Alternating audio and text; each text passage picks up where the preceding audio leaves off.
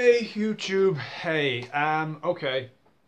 I'm ready to talk about Dawn of Justice in all of its spoilery goodness. So if you haven't seen the film and you're watching this video, do not get out. I don't want any spoiler tags. I don't want any of that shit, okay? If you haven't seen the film already, you're likely not going to see it. So I guess you can hang around, but as long as that's the case, okay? As long as you don't mind having this shit spoiled, because I'm gonna go right from the off with the biggest spoiler. The one thing that the trailers did not reveal. Superman dies. Superman dies at the end of this movie. Batman doesn't kill him, but he dies. The trailers for these movies, all 15 of them, they showed us everything. They showed us pretty much everything from this film. Very little was kept, for the audience, for the paying audience to see. But this was kept for us. So that I thought was an odd one. I've been thinking a lot about this, and I think what Zack Snyder's problem is you know what his fucking problem is? His problem is that he's like George Lucas with the prequels, okay? He had an army of yes men around him going, wow, that's a great idea. And I think there needs to be one person to just go, no, mate, that's not on. And I've come back and forth on this theory because I know Chris Nolan is an executive producer on this film. Jeff Johns, he's like DC's MVP writer, is a producer on this film, and he would have been involved in this. So it's baffling how those voices weren't heard whenever he's like, do you know what we'll do? We'll have Batman just kill people just cause. And nobody was like, no mate, let's not do that. I mean, seemingly this movie borrows very heavily from The Dark Knight Returns, which is fine, but there's a scene in The Dark Knight Returns where Batman picks up a shotgun, breaks it, and goes, these are the weapons of the enemy, they are loud and clumsy, we do not need them. And he shoots. That's the thing. Okay, so on Ben Affleck's Batman, I still think he's great, but to me, him and Bale are head to head right now. I'm not saying he's the best Batman of all time. I don't know that yet. I haven't seen, I wanted to see a moment where, just like whenever a new Doctor regenerates, I want to see the moment which cements him as the Doctor in my mind. I want to see, yes, he's the Batman now, you better believe it. And I didn't see that because it was, don't get me wrong, Ben Affleck's versatile. He plays all of the aspects of Bruce Wayne. Businessman Bruce Wayne, Playboy Bruce Wayne, Batman, Nightmare Batman, troubled Batman, Playboy Batman, all of it. He gets that. He gets the whole range. But there's no moment that made me go yes. I mean, we do see the opening credits are mixed in with Batman's origin story, which we didn't need to see again, but here we are. It's nice to see friggin' Jeffrey Dean Morgan in there. Dad went on a hunting trip, hasn't been seen back in, I don't know, 40 years or whatever he went down to Crime Alley. So that's the thing. That was a bit odd, but again, Ben Affleck's Batman, somebody asked me, so, do you agree that he's the best Batman of all time? At this point, no. He kills people all the time. All the time. And it was, yeah, in the nightmare sequence. That's a dream sequence. I accept that. I'm not counting that. I'm talking about all of the other times. Batman has guns on his car that fire and shoot at people. Batman himself takes down people and uses a guy who's holding a gun to shoot other guys. Batman fires a grenade back at somebody and then they all explode. And they establish right at the start, if Batman brands you, that's a death sentence in prison. They're like, Batman won't kill you, but he'll throw you in amongst the wolves and they'll kill you because of what he's done to you. What? I mean, that's not Batman. Batman has the one rule, his one quality is that he doesn't want to see anybody die.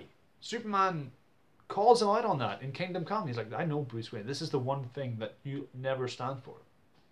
And in this, he's kind of okay with it. Zack Snyder was like, no, it's not really murder, it's more like manslaughter. I'm like, that's still killing a guy. Do you know what those things are?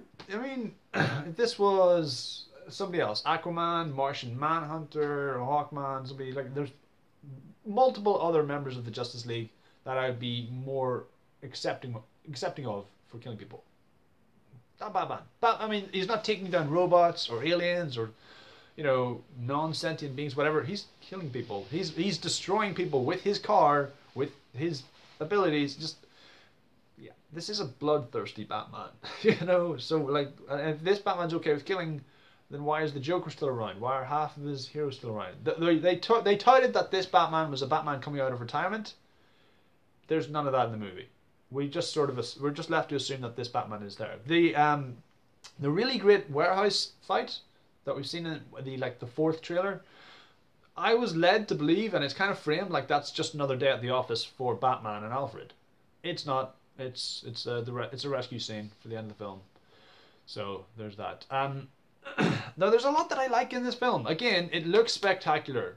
Zack Snyder can paint a great canvas. You just can't fill it up with meaningful content.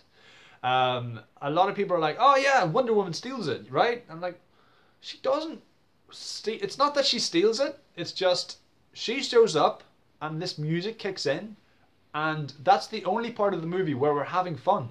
You know, that's like, yeah, Wonder Woman. We don't feel like that throughout the rest of the film because everything is so grimdark and dour, and it's just, like almost. It's beating you over the head with how dark and serious this tone is. I mean, come on, man. Perry White was funny. Good old Lawrence Fishburne having a bit of laugh. That's fine. Jesse Eisenberg's plan as Lex Luthor is to somehow frame Superman for shooting some people in the Nairobi desert, and then kind of implicate him so that the Capitol. It's a really weird plan. It all kind of stems with the fact that he's an atheist with daddy issues, and he yells at Superman, if God is all powerful and he cannot be all good, and for you to be all good, you cannot be all powerful. He accepts it's a dichotomy and wants to throw it in his face and prove his superiority over Superman at that. And there's a really cool moment where, like, after he throws down the pictures of Martha, down on his face, and Superman bends down, and he's like, "No, God bends to my will." I was like, yes, that's Lex Luthor right there. This moment where he's yelling at him, I was like, okay, that's fine. That's Lex Luthor. But the rest of the time, he's being Max Landis. He's just showing these nervous tics, and he has a weird mental breakdown in the middle of a speech. Nobody calls him on this. Nobody, like, Mercy Graves is in this movie. A little bit, and then she's blown up. Another scene, that Capitol bombing. They've been showing that in every trailer. And I really, like, the question of this movie, not is can Batman beat Superman, but is must there be a Superman? That's even asked at one point. And I was like, okay, this is good. You know, this would be a good moment. This would be like a Mark Waid, friggin' Jeff Johns moment, like a really classic DC writer moment where Superman will walk up into the Senate building and argue his case. Okay, he's going to stand there before the world's press, stand there and say, "This is why I'm here. I've come to help in any way I can." And we do see a little montage of him being Superman, but the problem is it's just a montage, okay? We don't see a montage of Batman being Batman. We see plenty of scenes of that. We just see a montage of Superman in action, non-lethally. And then it blows up.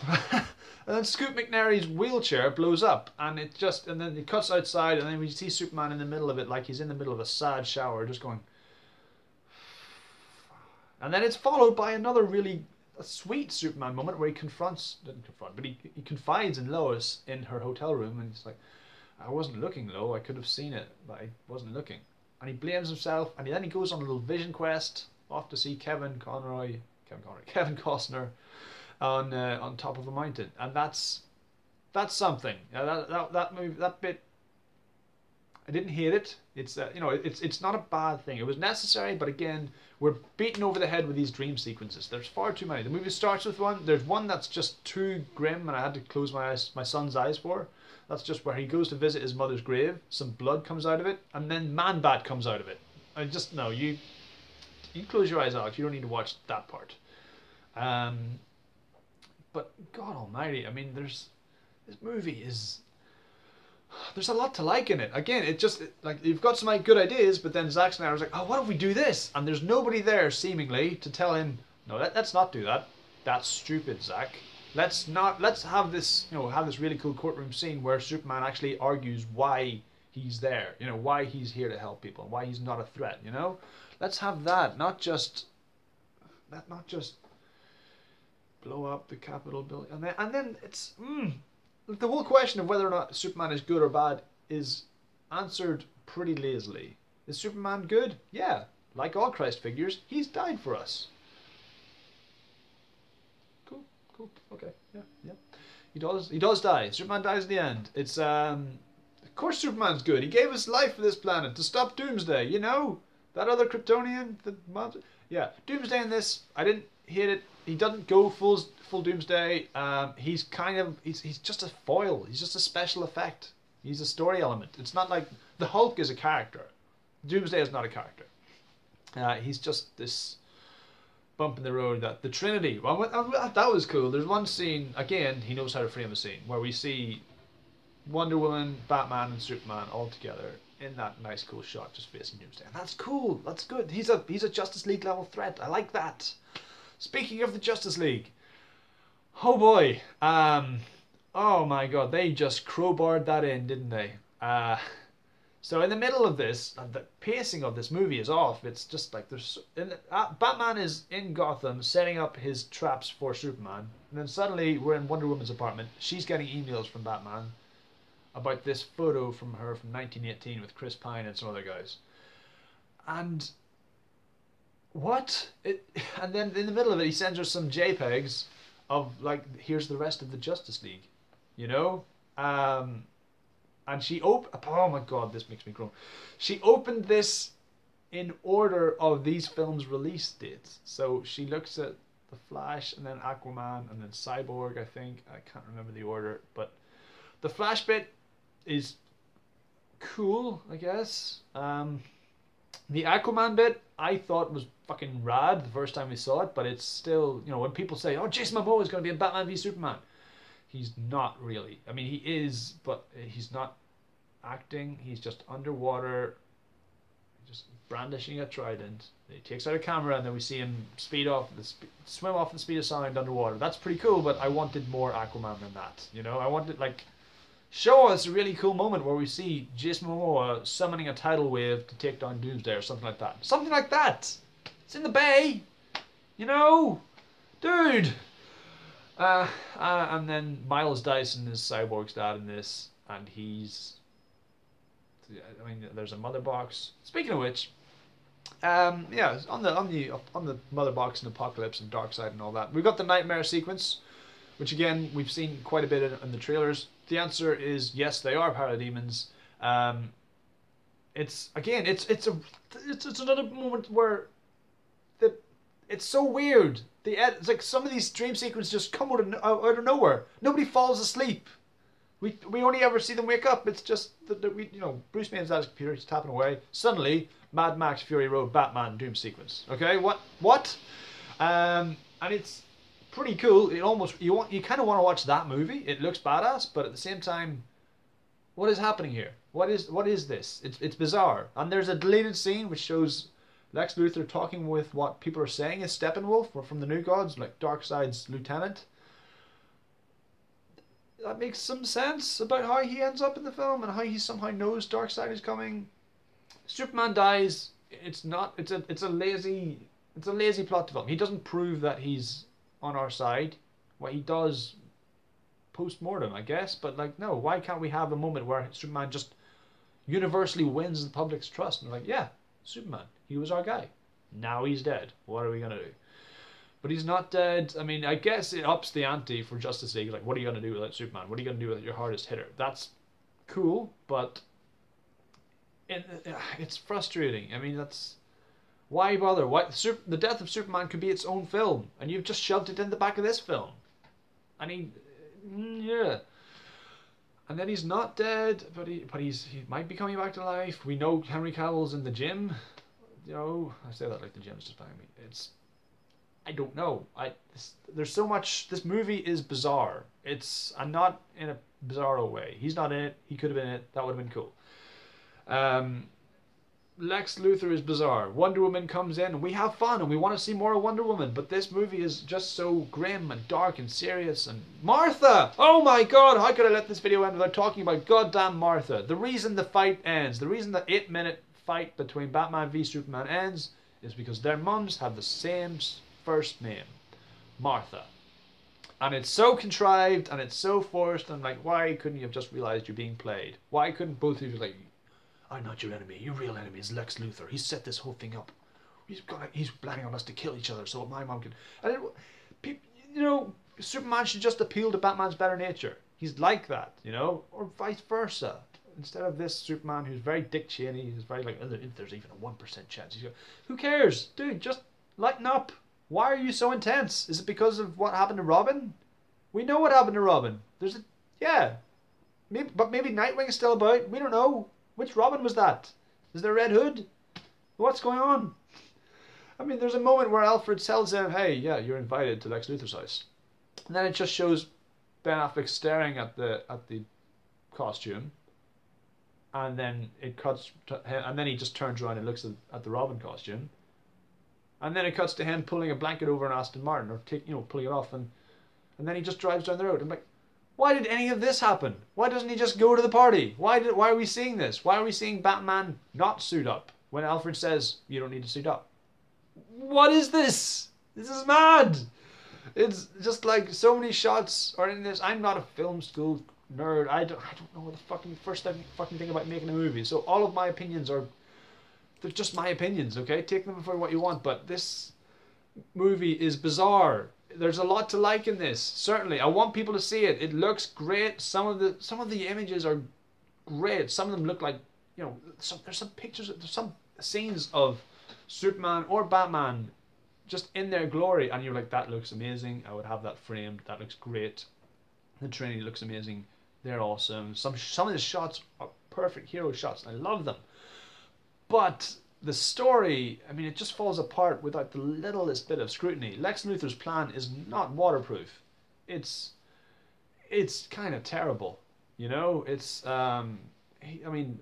He's trying to set up. Why are they trying to investigate? Why are they trying to arrest Superman for what happened in Nairobi, Africa, rather than just, hey, what about the damage in Metropolis? You got an answer for that? No, let's pretend that didn't happen. Let's build a statue. Why invent this scenario? It's so weird. It's just, I mean, Lex Luthor in the comics has sometimes got a big battering ram and said, oh, this guy was pulverized to death by Superman. He's never given out bullets to a particular group of mercenaries, got them to shoot some guys, and said, oh yeah, Superman did that. That doesn't fly. No pun intended. It's bizarre. It's just odd and strange. And I will say the one thing I did like about Henry Cavill's Superman, who I think is really underserved. I like Henry Cavill, but it just feels like they don't know what to do with him. You know, cheer up, dude. It's not all bad. The one thing I love how you hear the sonic boom in the sky, and that's how you know Superman's coming. You're like, oh, that's cool. That's cool. You know. As soon as you hear that, you're like, oh, there he is. There's our boy. I like that. I like the montage of him saving people. There's a scene that some people have interpreted of him sort of floating high in judgment in the sky, and where people are reaching out to him and their houses are being flooded. And like, that's not how I saw it. I saw him as him descending. Yeah, it's a very messianic image, but I still liked it. It's a nice Superman image. That's Superman. He is a Christ figure to some people, but he's also a boy from Kansas and so on. And yeah. And then they killed him, and I'm like, come on, just make him a better Superman. Don't just kill him. I mean, what are you gonna do? Are we gonna wait until Justice League Part 2 before he comes back? Is he gonna show up again? Just like eyes opening and heat vision coming out to blast Darkseid. The bell has been rung. Ding, ding, ding, ding, ding, ding, ding, I guess. I don't know. There's a petition right now to get Zack Snyder off of Justice League.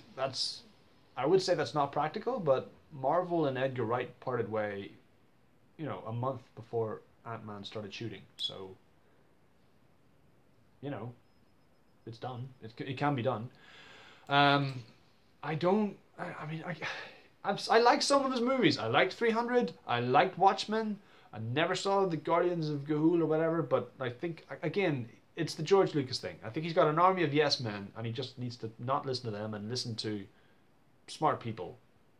There are smart people at DC who know how these things work. Listen to them, please. You're working with Chris Nolan, and apparently I've heard Chris Nolan wasn't a big fan of a lot of what you were doing. Listen to him more.